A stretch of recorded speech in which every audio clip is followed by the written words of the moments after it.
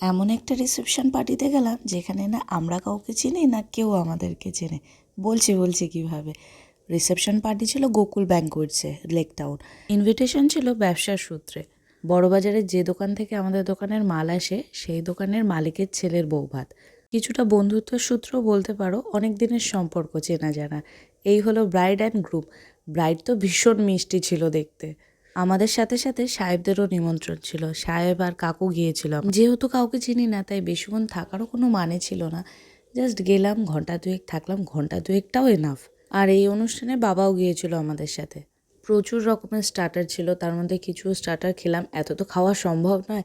Main কোর্সেও প্রচুর item ছিল, অল্প কিছুই খেয়েছি কারণ এতটা খাওয়া সত্যিই সম্ভব নয়। সব রকম আইটেম ট্রাই করতে গেলেও পেট ভরে যাবে, খেতে পারবে না। তো যাই হোক, কিছু স্টার্টার খাওয়ার পরে তারপরে মেন কোর্স খেতেই চলে এলাম। বেশি দেরি করিনি আর, তাতেই 2 ঘন্টা হয়ে গিয়েছিল।